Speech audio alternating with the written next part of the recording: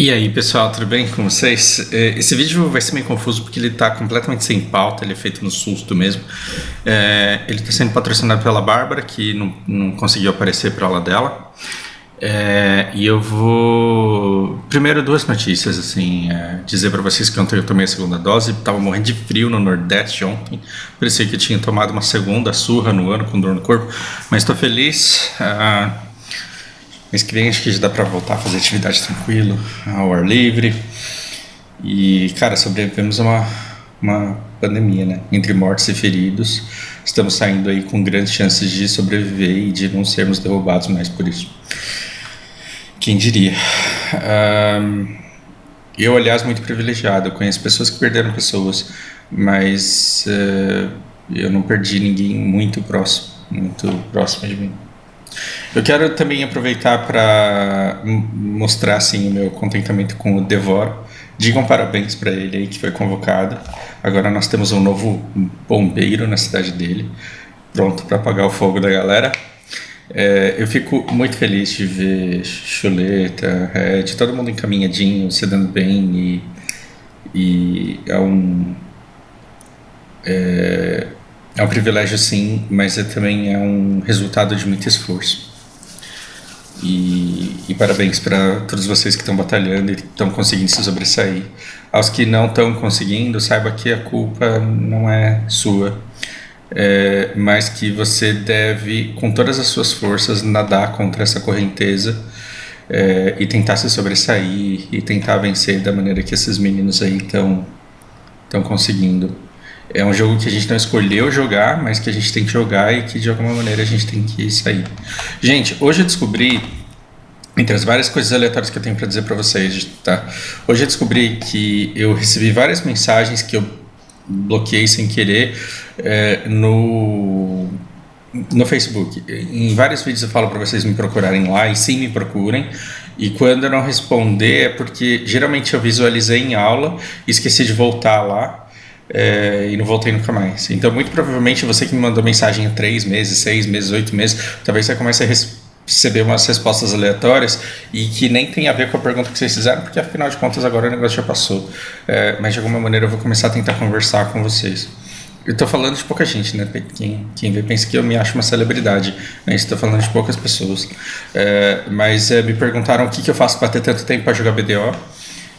E o que eu faço é que eu dou aula em casa, eu dou aula na frente do PC, e o BDO ele vem, na verdade, se encaixar na minha rotina de trabalhar em casa e de não poder me afastar muito da minha irmã nas minhas férias e nos meus fins de semana. Durante o tempo eu tive uma hamburgueria e eu até teria trabalhado lá com mais afinco se eu percebesse que era uma coisa que eu queria levar para a vida, mas eu não conseguia ficar sossegado, tão longe da minha irmã, o fim de semana inteiro fora de casa.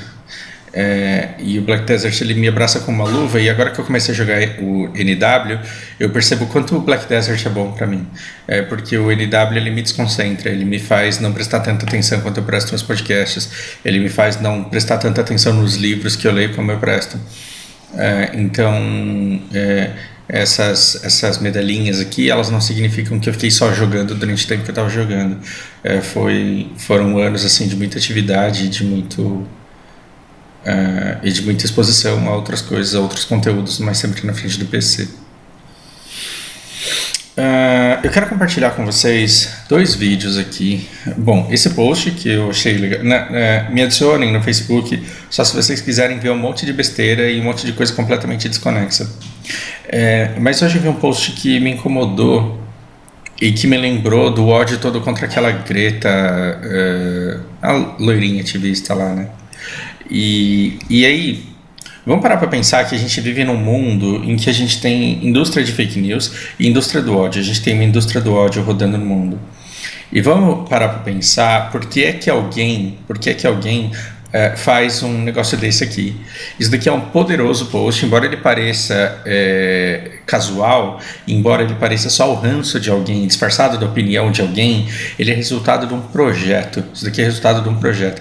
E se você compartilhou isso daqui, você acabou que involuntariamente fez parte desse projeto. Perceba, Olha a diferença entre um ativista e um preservacionista. O que ele está querendo dizer? Ativista é um bando de filha da puta, porque só quer atenção, é carente, quer biscoito. Só quer causar, só quer incomodar os outros, porque na verdade ele não faz nada. Olha o que essa ativista faz aqui, ela só tá triste como na cabeça. É isso que você pensa? Se você pensa isso, é porque você caiu no projeto dos caras e o projeto deles foi bem sucedido em fazer você pensar dessa forma. Porque ele fala assim. Cara, um preservacionista, quando ele vê um jacaré morrendo, ele vai lá e salva o jacaré. E o ativista não, ele só chora, ele só reclama, ele só fala coisa que não tem nada a ver. Que nem aquela Greta, não sei das quantas lá, que vive nervosa, dando chilique, falando umas coisas lá e que não resolve nada no planeta. Bom, eu como bom militante de internet que não saio do conforto do meu sofá para mudar o mundo e só fico falando bosta na internet e causando, eu escrevi esse texto. Eu falei, compartilha-se muito esse tipo de postagem por aqui. E esse material é originalmente criado e impulsionado pelos mesmos patrocinadores do ódio contra a Greta Thunberg. Esqueci o sobrenome dela agora. Por exemplo, por quem, aliás, você mesmo pode até ter ranço sem saber muito bem o porquê. Você pode ter até antipatia contra a Greta, sem entender muito bem o porquê que você não gosta dela, porque afinal de contas ela não muda nada no mundo. Bem, o papel do ativista não é salvar um animal que já morreu, não é apagar um incêndio que já queimou a floresta inteira. O papel do ativista não é impedir, salvar as árvores que já foram desmatadas na Amazônia. Não é. O papel do ativista não é falar da barragem que já caiu. O papel do ativista aliás, não é, o papel dele não é impedir o rompimento da barragem que já rompeu. O papel do ativista é mostrar o que está rolando, por mais desconforto que isso te cause. Então, o trabalho do ativista em si é te causar desconforto, por mais que você não goste desse desconforto. Mas se está causando um desconforto é porque o trabalho dele foi bem feito, então você tem que bater palma pro cara quando isso acontece. Por quê? Porque esse ativista ele vai falar, cara, estão fazendo isso na Amazônia, estão fazendo isso em algum lugar, estão fazendo isso por quê? Porque era um problema que você não sabia e que agora você sabe. Você não fica feliz quando a sua vizinha fala assim, menina, cuidado naquela rua ali porque estão roubando celular. Você não fica feliz quando fala assim, menina, toma cuidado porque tem um tarado rodando por aqui. Dependendo da mulher vai falar, nossa, onde? Bonito. Mas a grande maioria das mulheres vai falar, cara, onde, quando, por quê? Porque eu quero tomar cuidado, porque eu quero evitar isso de toda forma. Então, quando vem uma pessoa e te alerta do risco, quando fala assim, ó, bateu um carro lá, muda de rua. Hoje a gente tem o Waze e tem o Google Maps, você não precisa mais disso. Mas quando alguém vem e te alerta, aquele posto está fechado, acabou o combustível, aquele mercado fechou, quando alguém vem e te diz te alerta sobre alguma coisa, você tem que agradecer essa pessoa, porque ela está te dando informação. Agora, às vezes a pessoa vem e fala assim, tá pegando fogo em determinado lugar. Você tem condições de apagar esse incêndio? Não. Por que a pessoa ela veio te dizer tá pegando fogo em determinado lugar? Para você não se aproximar daquele lugar, para você tomar cuidado se você tiver que passar por lá. E às vezes uma pessoa vem e fala para você, ó, seu carro tá com defeito aí, hein? Vai estourar uma mangueira aí, se você não trocar isso logo, depois você vai ter que gastar mais. Você não fica puto com o cara? Ó, essa pastilha tá arranhando aí, logo você vai ter que trocar, hein? Tem uma coisa que as pessoas ficam loucas com o mecânico que prevê o futuro. Fala assim, ih, mano, já tá na hora de trocar essa correia, porque esse barulhinho aí, se arrebentar, vai te levar o motor embora. É melhor você trocar logo. Por que dá raiva desse mecânico? Dá raiva desse mecânico porque você não previu esse custo. Você não tem dinheiro para trocar a correia do seu carro agora. Você fica puto com ele porque você fala, vai tomar no seu cu, vem aqui trocar o óleo, você já quer que eu gasto R$4.000. Então dá raiva dele. Por que dá raiva? Porque dá desconforto. Por que dá desconforto? Porque é um problema que existia e você não sabia que existia. No fim das contas, você deve uma certa gratidão a esse, não que não seja o trabalho dele, você deve uma certa gratidão a esse mecânico, porque ele te alertou de uma coisa que se você não prestasse atenção, poderia te levar muito mais dinheiro e poderia te levar a consequências muito piores no futuro. Seguindo esse mesmo raciocínio, seguindo esse mesmíssimo raciocínio, quando tá pegando fogo na Amazônia, você tá sabendo? Não, não tá sabendo. Mas é bom que pegue fogo na Amazônia? Não. Ah, Fausto, mas é porque não tem problema, porque tem um tal de Felício, tem um cara aí que fala que de boa a gente tacar fogo na Amazônia inteira. Esse cara que fala que a Amazônia pode pegar fogo, ele é patrocinado pelos mesmos caras que impulsionam esse tipo de conteúdo aqui, porque alguém teve que criar isso e alguém teve que fazer isso circular, certo? Alguém teve que dar impulsionamento a isso. Depois o seu amigo compartilhou, depois você compartilhou, depois alguém compartilhou. Mas inicialmente, para que todas essas pessoas começassem a recompartilhar, alguém precisou impulsionar essa notícia. E por que é que alguém impulsiona essa notícia? Porque se a gente fala, olha, a Amazônia está pegando fogo, por que está pegando fogo? Porque estão desmatando. Por que estão desmatando? Porque querem não só vender aquelas madeiras centenárias lá e querem não só vender aqueles animais caríssimos lá, porque são preservados e porque são ilegais, eles querem não só isso, mas que eles querem usar esse terreno para plantar soja, para quê? Para alimentar gado e para exportar para chineses. Esse é um problema que você vai lá na Amazônia resolver? Não, é claro que você não vai, cara. Mas você quer que alguém vá. Então, você vai assistir o podcast do Monark falando merda? Vai. Mas você também vai ver se não tem um outro podcast, ou um outro grupo de pessoas, ou uma galera se reunindo para ir lá na Amazônia ver o que está acontecendo. Você vai cobrar os seus representantes para ir ver o que está acontecendo. Porque uma vez que você sabe que o negócio está acontecendo lá, você fala, me explica que caralho é que está acontecendo. Ah, Fausto, você é anti-Bolsonaro. Não, o desmatamento sempre existiu. Sempre existiu. E não é porque sempre existiu, mesmo antes do Bolsonaro, que a gente não vai atrás agora porque seria implicação com o Bolsonaro. Porque não é assim que o mundo funciona.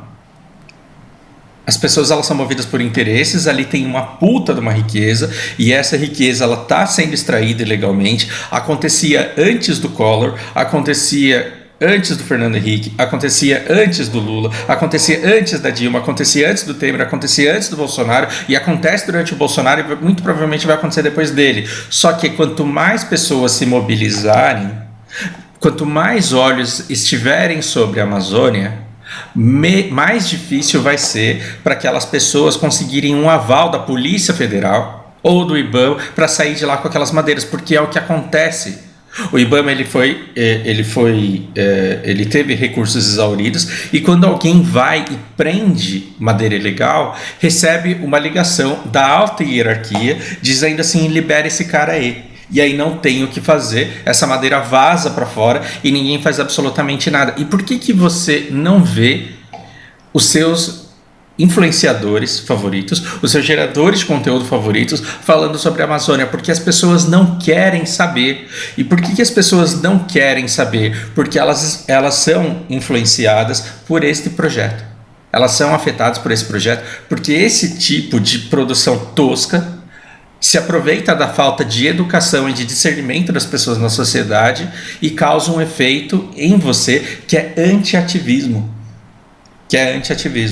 Então você fala, por que você está me falando isso? Não fui eu que fui tacar fogo. E o Lula, na época dele, também acontecia. Então esse problema não é meu. Bom, o ativista, ele não quer que você resolva o problema, e ele não vai resolver o problema. Ele está lá para te causar desconforto. Por que ele precisa te causar desconforto? Para que você ache que alguma coisa precise ser feita a respeito. E quando as pessoas começarem a se mobilizar isso, você vai, no mínimo, dar apoio a elas. Porque aí quando alguém falar assim, por que a Polícia Federal liberou essa carga de madeira? Nessa hora você vai bater na mesa e vai falar, porque eu também quero saber, responde aí que agora eu também estou interessado. Me dá uma boa razão para a polícia ter feito isso, porque é o que toda a população deveria fazer em relação ao Augusto Aras, por exemplo, e não faz.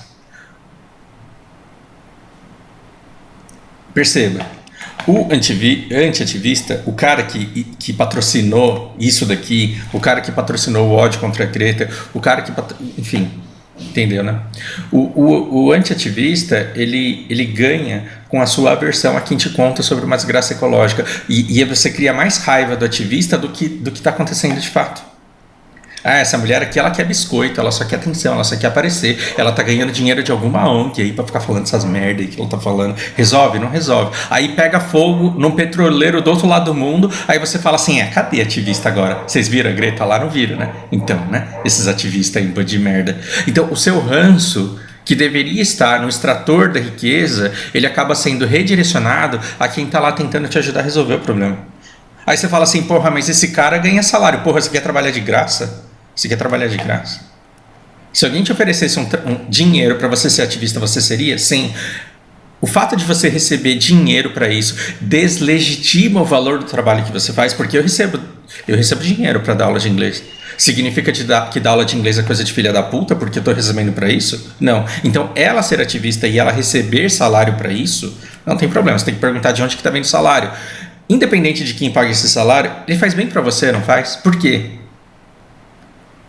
Por quê? Porque aí a gente começa a ter interesse pela preservação. É uma coisa que a gente não tem. Porque a gente desnaturou o caso da destruição de riqueza ecológica, porque agora virou uma questão política pra gente. Então, se você por exemplo, a favor do Bolsonaro, você não pode ser anti-desmatamento. E isso não tem o menor cabimento. Isso não tem o menor cabimento. E se você é petista, por exemplo, então você é pró-ONG que ganha dinheiro nas custas de não sei quem, que só quer aparecer. Não é sobre política, é sobre o nosso planeta, é sobre o nosso quintal. Desmatando a Amazônia, você vai acabar com os rios suspensos. Sem isso não vai chover em São Paulo, como não tem chovido. Sem isso você vai ter temperaturas extremas. Ah, Fausto, mas não foi isso que o ex-professor da USP me falou. Pois é, o ex-professor da USP ele foi contratado por esses mesmos caras para dizer para você que está de boa derrubar, que está de boa matar os animais. Então, o antiativista ele ganha com a sua versão a quem te conta o problema sobre a desgraça ecológica, como se ao não saber da desgraça ecológica que está acontecendo, o problema deixasse de existir. Então você coloca um gatilho na sua cabeça que se você souber do problema, o problema vai ser seu e você vai ter que resolver. Como você não quer resolver problema, como você não quer ter que lidar com isso, você não quer que ninguém te conte. Isso é meio zoado, né? Zoado. Né? Então é como se você ao não saber, esse problema deixasse de ser relevante no meio desse monte de outros problemas que você tem, porque você tem tanto problema, mas tanto problema, porque você está com medo do Brasil virar Venezuela se o Lula ganhar, você está com medo do Brasil virar, entende? O tempo inteiro você é exposto a medo. Então quando as causas, as pautas principais que deveriam ser de preservação do planeta, por exemplo, e o controle do abuso de poder de grandes empresas, quando isso vem em questão, você fala, não, cara, eu já tenho problema demais na minha vida para solucionar isso daqui também. A gente não está pedindo para que você solucione, mas que não só você, mas o seu vizinho, seu amigo, seus amigos, a sua família, que todo mundo saiba o que está acontecendo. Por quê? Porque a hora que alguém tomar a iniciativa de mudar, você vai saber o que o problema é e você vai conseguir dar apoio a essa causa que vem tentar impedir essa extração predatória dos recursos naturais. Por que é interessante para o antiativista que você não goste de ativistas? Porque aí ele ganha porque você não vai estar lá e nem vai incentivar ninguém aí e impedir que a destruição continue no lugar onde ele ganha dinheiro. Então, quanto menos você estiver interessado nos problemas da Amazônia, menos você vai lá e você não vai mesmo, menos você vai mandar a gente para lá, mas não mandaria mesmo, mas menos você vai acompanhar o trabalho de quem tenta ir. Agora, se a pessoa que vai na Amazônia chega lá e vê que os caras liberaram a madeira porque a Polícia Federal autorizou, e o cara levanta sozinho e fala, me fala quem que é o cabeça dessa porra, e ele desaparece lá no meio da Amazônia, é diferente se esse cara que foi lá, ele tiver 2 milhões de seguidores assistindo ele em live. Porque o dia que 2 milhões de brasileiros estiverem assistindo uma ativista desse, que for lá na Amazônia, mostrar o que está acontecendo, perguntar por que ninguém pediu aquilo de acontecer e pegar a câmera, jogar na cara do responsável pela liberação da madeira com 2 milhões de pessoas assistindo, ele vai falar, puta, cara, não vai dar para continuar vendendo tudo isso. Não vai dar para vender, não é que não vai dar para vender nada, não vai dar para continuar vendendo tudo isso de maneira escancarada como estamos fazendo. Eu recentemente entrei no Discord acidentalmente, onde as pessoas que jogam NW estavam falando sobre os preços das terras com árvore e sem árvore. Os caras compram por tanto, eles derrubam, vendem a madeira, plantam os bagulho revende e ganha tanto. Por que que ganha tanto dinheiro assim? Porque eles estão correndo o risco. O cara tem que ter culhão, porque ele vai lá, ele compra o território, ele desmata a terra dele, ele planta a terra dele, ele prepara a terra dele e depois ele vende, a terra não é mais dele. Esse processo, para o cara comprar a terra e falar quando eu cheguei já estava assim, e eu comprei esses documentos grilados, eu fui enganado, esse processo, esse risco que ele corre é o que compensa todo o dinheiro que ele ganha. E por que que esse cara pode fazer dinheiro hoje? Porque não estão indo atrás dele. Porque quando alguém abre os braços lá no meio da queimada e fala assim, porra, derrubaram tudo isso daqui, aí você compartilha um meme desse daqui e fala assim, porra, ativista só serve pra isso mesmo, né? Só enche o saco, só que atenção, replanta aí as árvores, cala a boca, caralho. Então veja em que tipo de pessoa esse tipo de projeto te tornou. Não só você não tá sozinho nisso. E reflita sobre isso, porque vai fazer você entender um pouco melhor o mundo onde você mora. Então, lembrem-se, deem parabéns pro Devora e agradeçam a Bárbara. E o que mais você tem que fazer? E fiquem felizes por mim que tomei a segunda dose. Por hora é isso, um grande abraço.